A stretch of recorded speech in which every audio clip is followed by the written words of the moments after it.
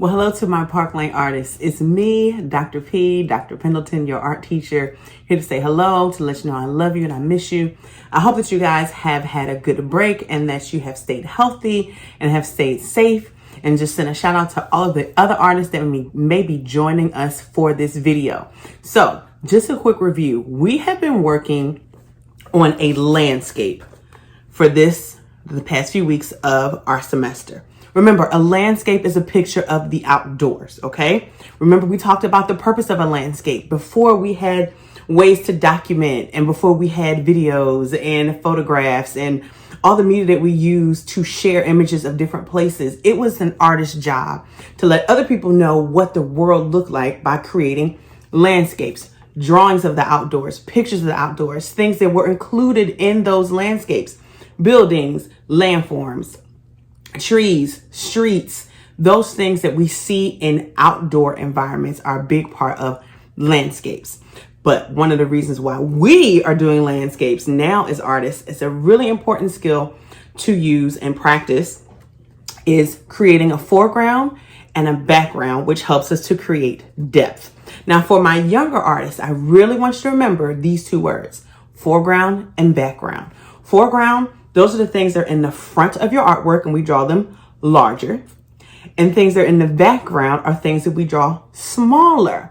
And we do those things to make those things in the background look far away. Now, for some of my older folks, the big word that I want you to remember is depth. Say it with me, depth. Depth is the concept of showing space in artwork, and using a foreground and a background helps you do that. Because when you're drawing things in the foreground, again, you draw them larger. Things that are closer to the bottom of your paper or are supposed to be in the front or closer to you, we make them look closer by drawing them bigger.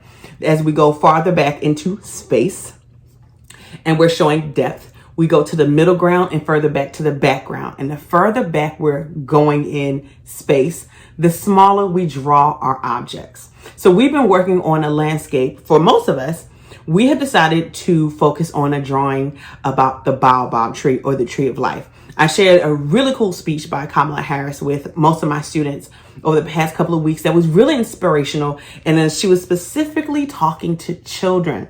She made a special address to young girls, but definitely included all children to think about dreaming and leadership and thinking about possibilities. I know I found that to be really inspirational, and that made me think of the Baobab tree. Again, it's called the tree of life because there are 3 ways that it provides and takes care of life for the people that live in the areas of the Baobab tree. And we're talking about desert regions of Madagascar and Africa, and desert regions in Australia. The Baobab tree is a succulent. That means it is the type of plant that sucks up and holds water from the ground. The roots run deep and hold up all the water in the trunk of the plant. And the trunk is really, really wide and thick, and it provides water through that. You can tap it in and it provides water. It also provides fruit and it provides shade. So those are reasons why this tree is known as the tree of life. And one of the reasons why I was so inspired to include this tree was because of that speech, thinking about how some of us, and I know especially me, we've had some rough days, and things have been very different than what we're used to, and we miss a lot of things about the way we used to see people and spend time. I know I miss the way I used to be able to interact with my students, but it's really great to be in a place right now where we're having new means of hope and inspiration, and the Baobab tree is one of those symbols. It's a symbol of growth. It's a symbol of inspiration. And so that is one of the reasons why I encourage you to include this tree in your landscape. If you didn't want to do this tree, you could have done anything else. Some of my other artists decided to do trees that they see in their communities. Some of my artists decided to do other objects, just as long as you were able to demonstrate an understanding of depth for my older students and understand how to create a foreground and a background specifically for my younger students. If you have not had a chance to do those things, this is the video for you, because I'm going to show you step by step all of the things that we've been doing for this project for this semester, so that you can catch up and turn it into me for your grade for the semester. Okay, so I'm going to start with the introduction on how to sketch it. We're going to talk about how to build up our foreground and background. We're going to talk about how we can do that to add depth, or to make sure that we are creating depth in our work. And remember, we're using space, we're using shapes to draw these objects, and we're using line to make these objects. So these elements are ever present in the work that we're doing with this semester. And the last thing I'm going to do, we're going to talk about color families, different ways to add color to your landscape. For my little ones, we're going to be focusing on the primary and secondary color families. To my middle school, to my second and third, we're going to be talking about warm and cool color families. And to my fourth and fifth, we're going to be using complementary colors. And I'm going to show you step by step. And if you feel like you want to use a different color family than is assigned for your grade, that's okay. Just as long as you let me know.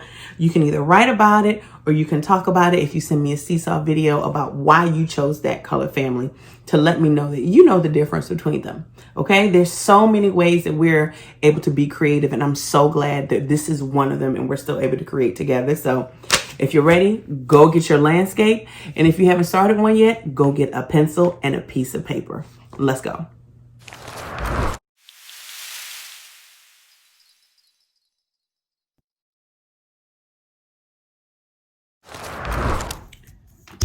Okay, young artists, so I'm going to show you step by step, even if you've already done this, but if you haven't done it, how we started our landscape. The first thing I did, of course, I'm going to write my name at the bottom. I'm just going to put Dr. P, and I am going to draw a box around it so that I don't add color over it. Every time we display our artwork, we want to make sure our name is very clear so that folks know who did the work, okay? Next, put your finger towards the bottom of your paper. Not at the bottom, but towards the bottom here. What we're going to do is we're going to make one line that goes from one side to the other. It could be bumpy, it could be wavy, it could be straight. It's up to you. Because this is where our tree is going to grow out of. This is the first line of our foreground. Next, you are going to draw a wide trunk. Remember, the baobab, if you're drawing a baobab, the baobab has a very wide trunk. And so I'm going to start with a soft diagonal line that kind of goes up on a slant. I'm going to come all the way over here because the bottom is wide and it gets more narrow as you approach the top. Like that. It can be a little bumpy, it could be straight, it's up to you. Next, I'm going to connect those lines. And if you want to have a more textured line, a curvier line for the top of your tree, you can, or you could just make a curved line. However you want those two lines to connect to be the top of your tree is up to you. Next, we're going to draw some branches. So put your finger right here, or put your pencil right here. Now, the baobab trees, most of the branches grow towards the top of the tree. So that's why we're starting here. So if you want to keep it simple, one of my fourth graders said the branches kind of like bananas. So if you want to draw a banana shape that goes all the way out and up, you can do that too, and then connect it. And we're going to add at least 2 more branches. If you want to stick to the banana shape, you can, and connect them.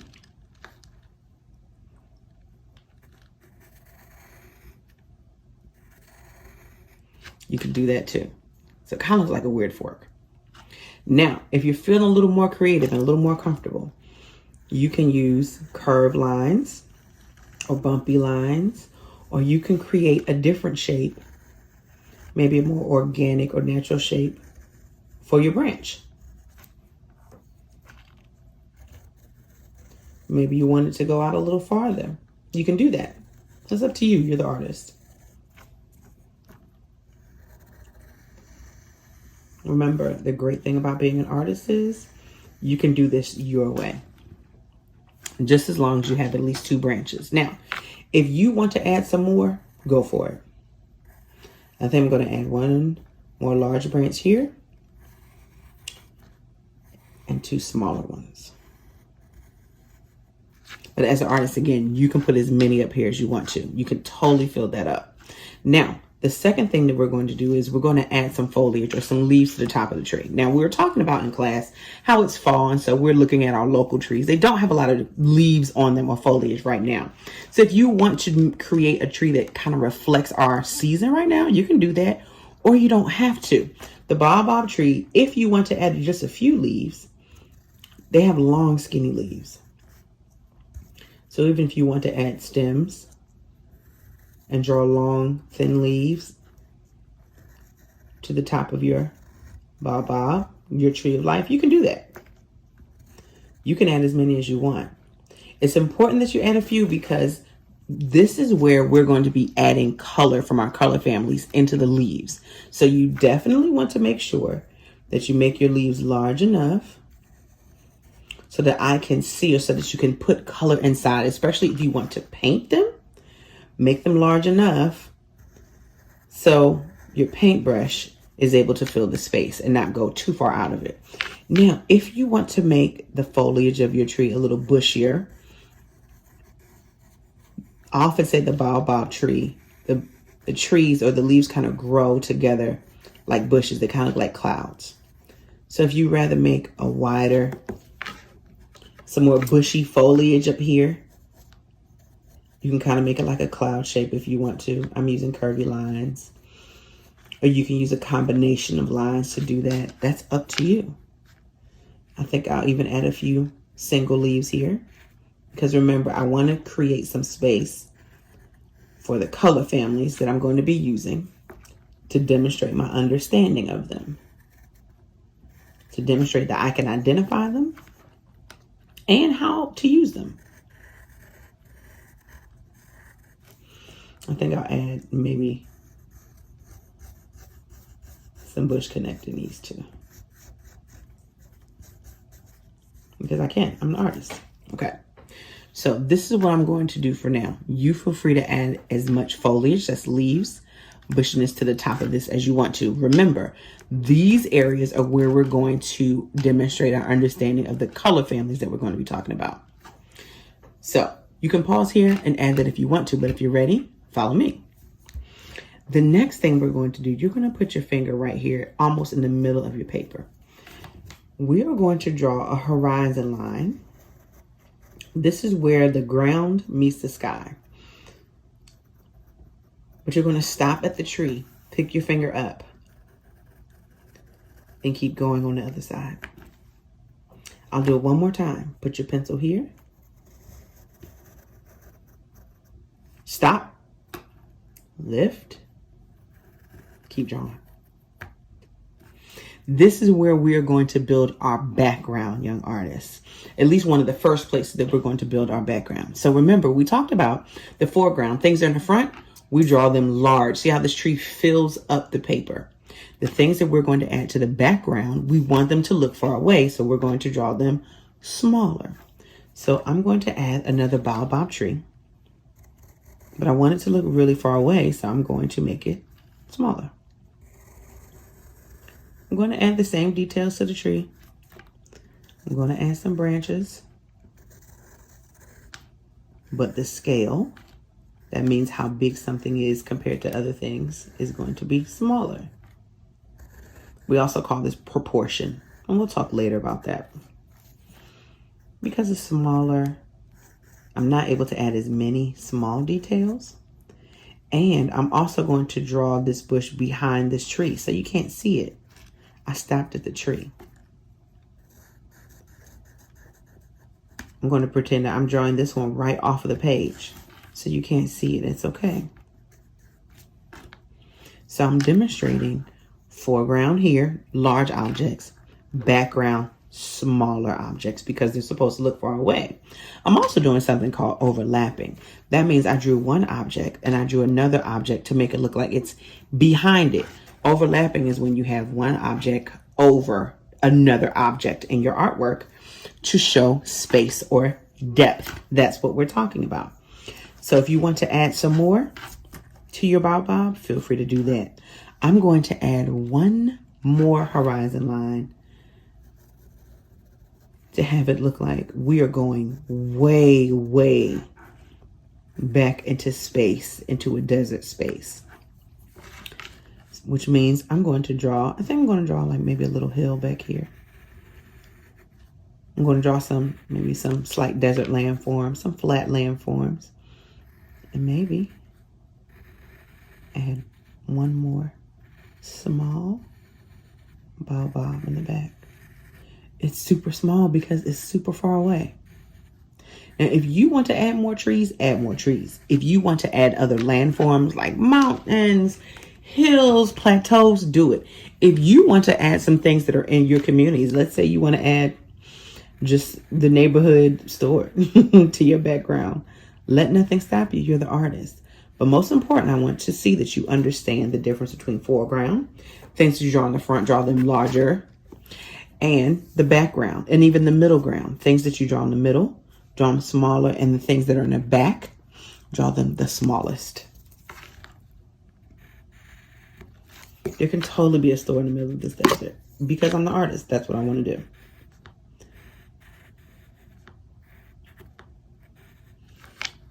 And then this is a good time to add some details or texture to your tree. If you notice from the pictures of the baobab that I shared with you, sometimes some of them look very, very smooth and they have a very smooth texture. Some of them have a more bumpy texture. So depending on how you use your lines shows how the texture or the surface of the tree feels. So I'm adding texture by starting at the tree and drawing my lines in. I think I want this one to look smoother. And I'm making my lines rounder because the trunk of the tree is round. So I'm trying to make it look a little three-dimensional. But you do it your way. I think I'm going to add some texture to the branches as well.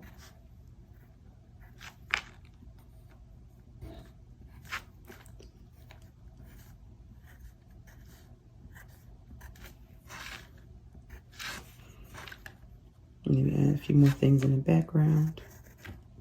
Remember the further back, I'm going to add one more tiny baobab. Oh yeah, I definitely understand foreground, background, and depth. And I'm letting you know because the smaller I draw, the further back it looks. If you want to add some details to the sky, you want to add a blazing sun, you can do that. And if you want to have more room in the top, feel free to erase some of the things that you've drawn. You can always go back and fix things. This is why I always encourage my artists to start with a pencil first. That way, if you want to change something, you can. So I think I want to erase this fluffy foliage and maybe put some birds in the distance.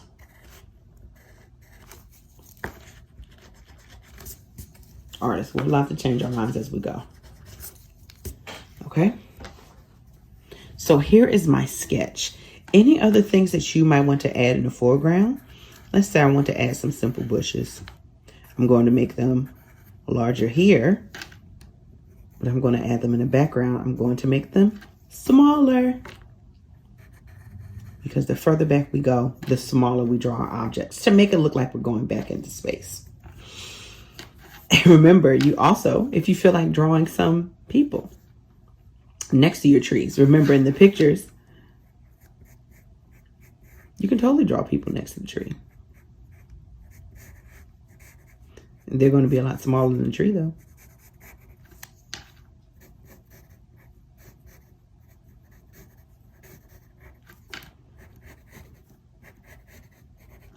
Maybe someone waving.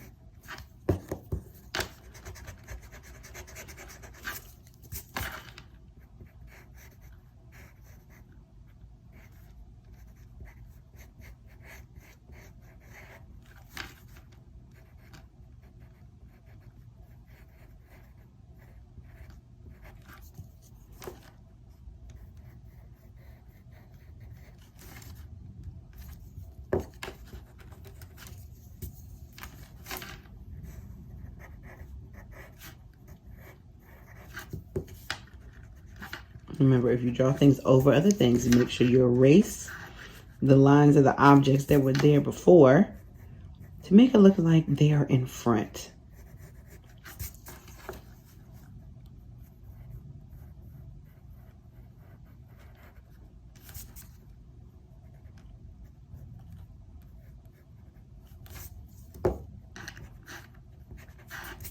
Okay?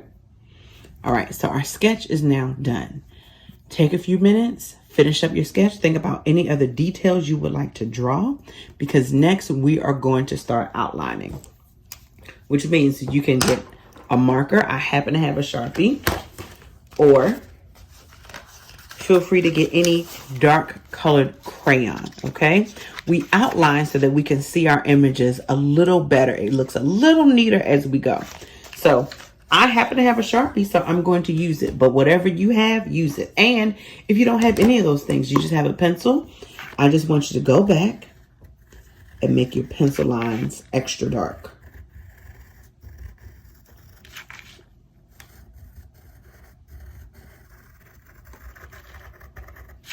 You see the difference? If you have a crayon, I'm going to use a black crayon. If you have a black crayon, everything that you drew in pencil, trace over it with black crayon as best as you can. Try to stay on top of it.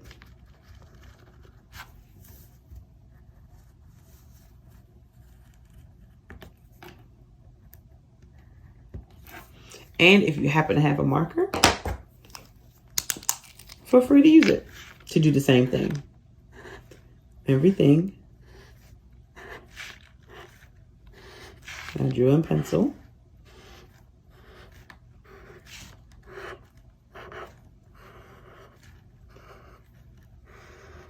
now if you're going to be painting like me, make sure you're using a permanent marker to outline or to trace. If you don't have a permanent marker, go back and get a crayon and do the exact same thing.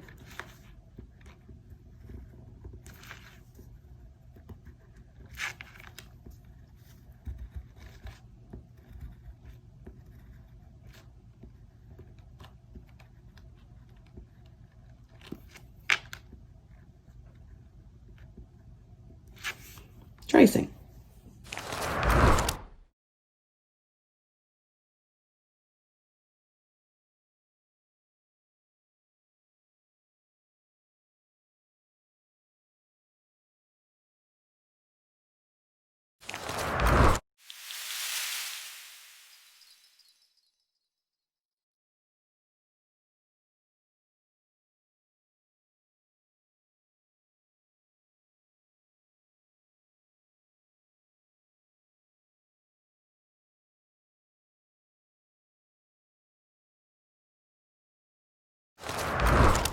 Okay, young artists, so we are moving on to the next part of our project, and this is adding color based on your knowledge of and understanding of and identification of the different color families.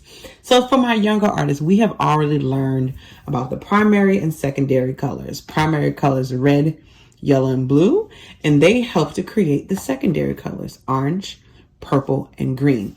Now, I know it's been a while since we've talked about this, so just so you remember, when you combine two primary colors, they create a secondary color. So when we combine red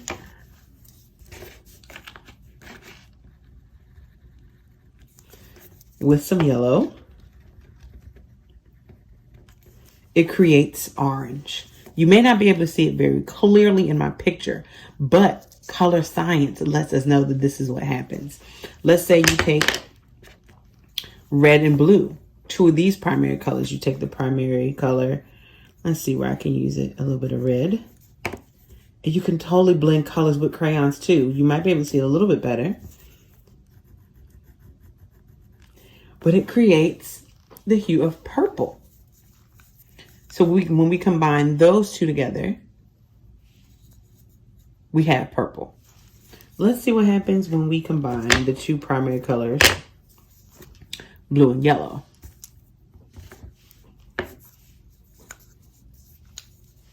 Let's take a little bit of blue here. Just lightly color that if I want. And a little bit of yellow here. Oh my gosh, you can see it happening. It creates green.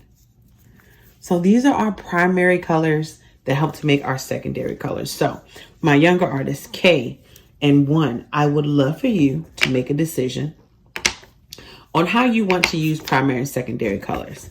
You may use one set of each color family in your foliage. Let's say I want to use primary.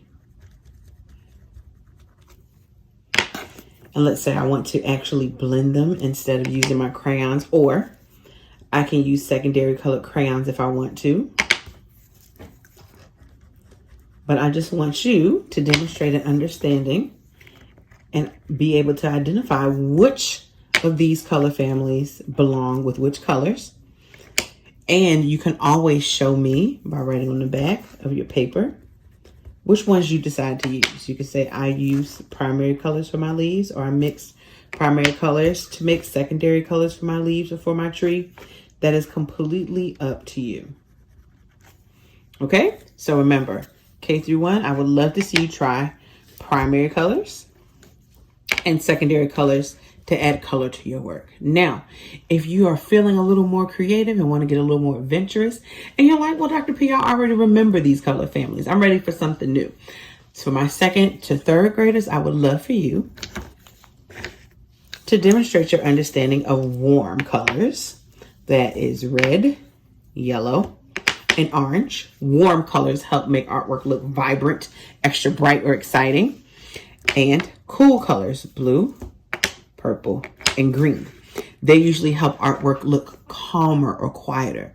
So for my 2nd and 3rd graders, I would love for you to pick one of those color families to use for your foliage. So for example, if you want to use warm colors for your leaves, and maybe even for your bushes,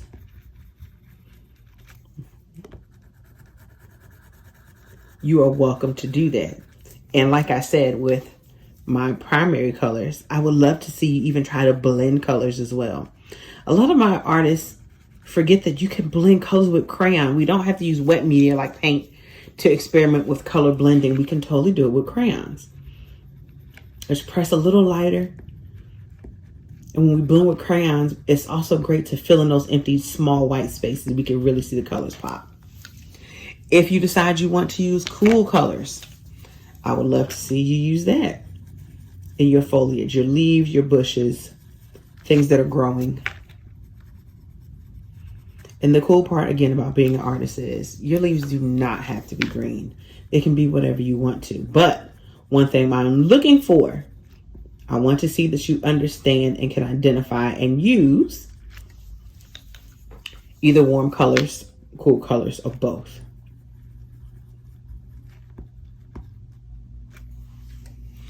And if you are one of my older students, my 4th and 5th graders, or if you're one of my 2nd and 3rd graders that's ready for another challenge, I would love to see you try using complementary color combinations. Those are the colors that use together.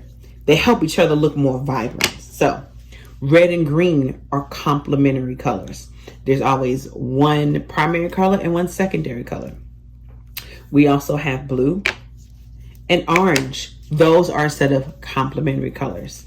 And then lastly, we have yellow and purple. When you use these two colors together, they really make each other extra bright. So let's say you're one of my older students and you decide to use complementary color families. You can demonstrate that by choosing to use them, again, in your foliage. That's your leaves, your bushes, anything that's growing from the ground or on the tree. And let's say I want to use this color combination throughout my landscape. I can do that.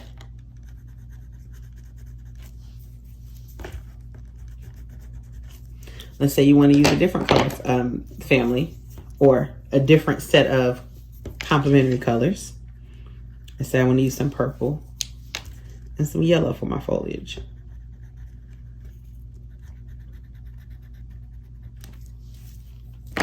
Let's say I want to use maybe some green and some red together.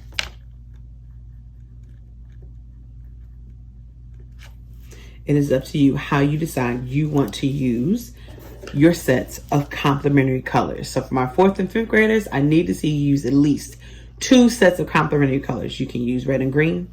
You can use blue and orange. Or you can use red and green. And you can use yellow and purple. Or you can use yellow and purple. And you can use blue and green. But I need to see you use at least 2 sets of these in your artwork. So outside of looking for your use of understanding the color families, another thing I want you to do is add color to your artwork if you have them. Now, if you're one of my students that's at home and you may not have these colors available, let me know. Email me, put it in the chat, because we can make some adjustments. Or you can even do this through a digital art app called Klecky on your device, and I can show you or remind you how to do that too. I and the rest of my students in our classrooms might be painting. So if you have some watercolor paint, now's the time to go ahead and get it. And remember that every time we use a watercolor, we need to wet our paintbrush. So go get your cup of water. I'm going to wet my brush. I'm going to have my paint here. And I'm going to straighten this out so you can see everything I'm doing. I'm going to dip it in the water, dab it, just to get some of the water out. And then I'm going to paint. I'm going to start with painting my background. The things that are farthest back, I just happen to want a blue sky. Do you have to paint your sky blue? Absolutely not. You can paint whatever you want, but when your paint gets a little too dry, dip it in the water. And I'm going to paint around the objects.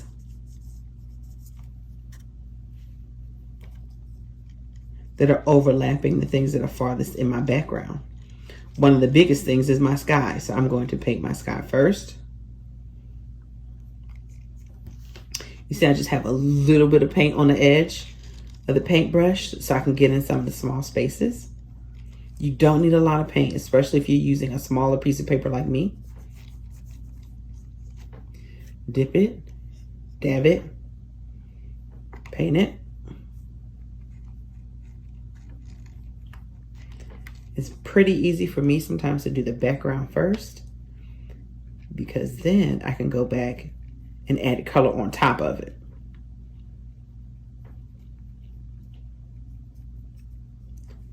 So start trying to think about what you want to put in your sky, that empty white space, what colors you want to use there. Do you have to use blue? Absolutely not. It is your choice. I think I'm ready. I'm going to add some color to the trunk of my tree. I'm just going to decide to use maybe some brown for now.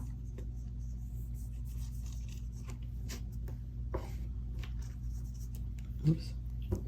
Added purple by accident, but that's okay. Dip it, dab it, paint it. And if I want to, I can even blend some colors in. I think I want to add maybe like a reddish brown. So I'm just going to dip my paintbrush in the red and blend it with the brown. This is a great time and a great opportunity to practice or experiment with blending colors with your paint. Just make sure you're trying to do it neatly. Try to stay within your tracing lines. That was one of the important reasons that we traced, to make sure that we could still see the picture that you drew with such care. We want to see the details of your landscape. So please be careful when you're adding color, making sure that you're trying to stay within the lines or the spaces that you created with these lines. And again, if you don't have paint or don't feel secure using paint, some of us really just don't like using paint. That's just fine. Some of us feel more comfortable using dry media. So if you are one of those artists that would much rather add color with crayon or colored pencil, or if you're an artist that prefers to use just different values of gray using your pencil, let me know that that's something that you need to do, and we can make some adjustments. But one of the most important parts of your grade is that you are showing me that you understand how to use and how to identify the different color families. Primary colors, secondary colors for my kindergarten and first, for my second and third, warm and cool colors, and for my fourth and fifth graders, complementary color sets. I forgot to color in some sky here, so I'm just going to use some crayon to do it. What we're doing now is called mixed media. We're using different kinds of supplies to create our art. So now I'm going to go in And I can always add things if I want to. I think because I am sticking to a more realistic desert area, I think I'm going to make it kind of tan. So I'm just going to press very lightly with my brown crayon. So it's a really light brown. I think I'm going to add a little orange to it too. Sometimes drier desert areas reflect the sun and the light and it looks a little orange. So I'm going to do that too. So while I'm working on this, it is now time for you to start working on adding color. Remember, I am looking for your understanding of those color families that we talked about. Use them in your foliage, use them in the plants that you decide to add. Or if you didn't do a tree, make sure you're using them in some of the details of the objects that you did draw.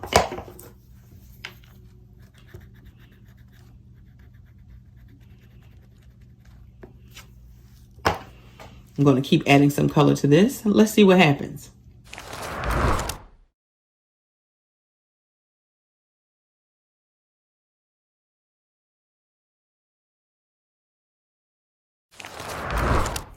Now, we have come to the final part of this project, and this is a little bit of writing for us to connect to the symbol of the baobab tree and why we're doing this.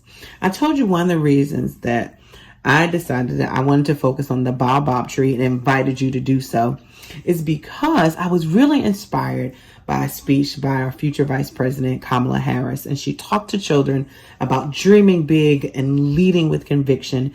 And it just filled me with a lot of hope of great things that are going to be coming and happening to us, especially in our schools and with our children and our families, and getting new levels of support. And I'm excited about that.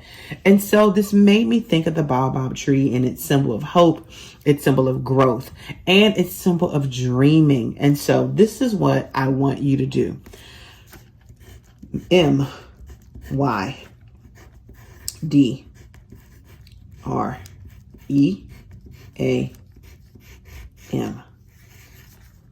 My dreams. I want you to think of 3 dreams. Now, mind you, your dreams could be something in the immediate future. It could be something that you want to do later today. It could be something that you want to do this weekend. It could be something that you want to do 10 years from now. It could be something that you want to do 20 years from now. It could be something that you want for other people to enjoy. It could be something that you want to do for your family or people that you care about, or certain groups of people that you advocate for and that you want to fight for, that believe in. It could be anything you want, but I would love you to think about 3 things that you are looking forward to doing or trying. It can be anything. So for example, you could think of something that you are really looking forward to doing this weekend. One of the things that I am really looking forward to doing this weekend, I'm dreaming about my hike this weekend. That's something short term, but I'm really looking forward to doing it. Even if you don't want to write a whole sentence, you could just think of something that you're looking forward to, something that you are excited about trying. Another dream of mine is to support my students with their dreams. This is one of my biggest dreams. As a teacher, it is so important to me to use art to help you discover great things about yourself and to help you learn about your communities and about your cultures and about the people and things and places and ideas that are around us that are often connected to the images that we see and that we care about and that we use and create in art. That is definitely one of my dreams. And one more dream of mine.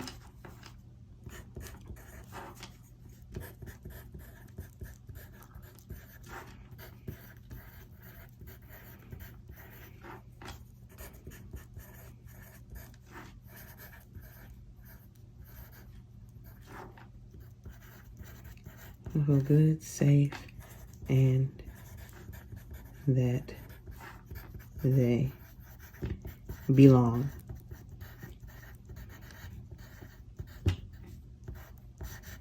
Do you ever know what it feels like to be somewhere and feel really comfortable and feel happy being there and feel like you're cared about? That's what belonging is. And it is always one of my dreams to find new ways to help people, especially my students, to feel good in my classroom and in my learning space, to feel safe in my learning spaces, and to feel like they belong.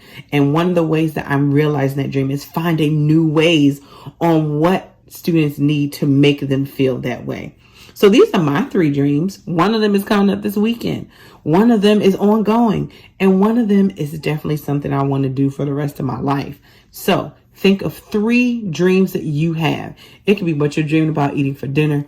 It could be something you are looking forward to seeing someone. You are looking forward to being a writer, an artist, an educator. You are looking forward to being a scientist. You are looking forward to riding your new bicycle. You are looking forward to playing Fortnite. You are looking forward to playing Among Us and getting a high score. Think of 3 things that are your dreams just for you and try to write them down. I'm not worried about spelling. I don't care about spelling, but I want to see your 3 dreams. So the parts of this project that I'm looking for, we're about to review now.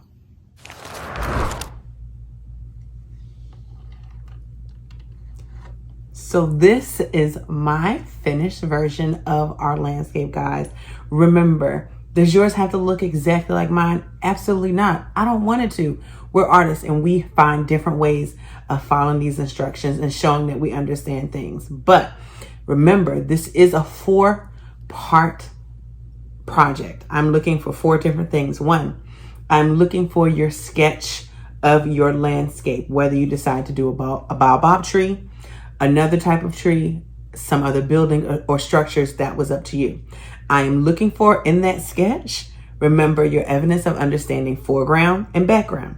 Things that you draw large are in the foreground, and things that are in the background, we draw them smaller. The further back you go, the more horizon lines you have, the further back you go, and the smaller you should be drawing to let me know that you understand the concept of depth.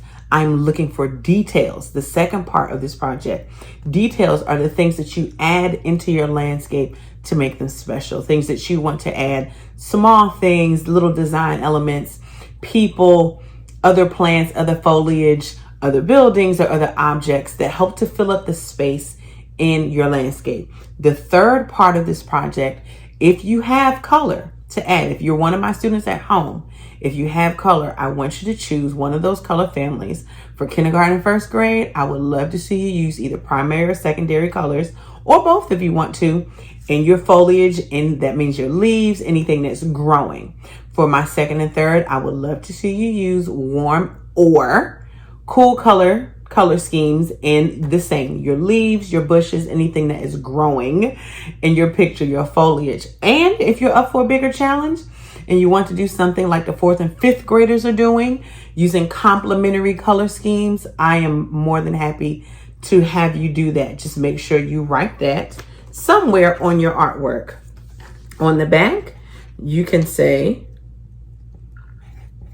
complementary. I'm writing it down. Whatever you decided to use, you can write that under your dreams. So if I decide to use complementary colors, I'm going to write that down here. And that will let me know that you understand what they are and how to use them. If you decide to use warm and cool colors, write that under your dreams. If you are one of my younger ones and you decide that you're going to use just primary colors or just secondary colors, have someone help you write that down or try it yourself. I'm not worried about spelling. I'm more concerned about you showing me that you understand these art concepts and that you've been able to follow some of these directions that help you get that done. Okay. And again, the 4th part of this project, I am looking forward to seeing your list of your dreams. However you write it, remember, it could be something that you're looking forward to in the near future, tomorrow, this weekend, next month. It could be something that you're looking forward to doing later when you're older, something that you're looking forward to doing when you're an adult, or something you're looking forward to doing with family members or people that you don't even know yet. Your dreams are limitless, and as long as it's something that you are looking forward to doing something good for yourself or good for others, I would love for you to list it. You can even have more than 3 if you want to. Please feel free to share as many of your dreams as you would like to. I'm looking forward to reading and supporting each and every one that I possibly can. So to all of my artists, this is our catch-up video. Everything you need to know on how to finish this last project for this semester is right here in this video. It is going to be available to you for as long as you need it. You can pause it, you can rewind it, you can watch it as much as you want to. But most importantly, this video is going to help make sure that you have this assignment and all 4 parts of it turned into me by December 18th. We might be able to do it a little longer, but you have 2 weeks. And remember, you can email your pictures to me. You can drop them in our chat, or you can still use Seesaw. Don't forget, you guys know how to use Seesaw to take pictures of your artwork and submit it through there. Either way, I just want to make sure I get all of my artist work, make sure I give all the great grades that you deserve and that I know that you're able to do. And I want to support you and just look forward to seeing your work. For those of my students that are still learning from home, I'm glad you're staying safe, but know that I love you and I miss you. Can't wait to see your face online again. And if I haven't seen you too much, I hope that you're safe and I hope to see you soon. And to my face-to-face kids, I can't wait to see you guys either. I'm so glad that we get a chance to create together in a variety of ways. So I'm looking forward to sharing this with you as well. I love you guys. Stay creative.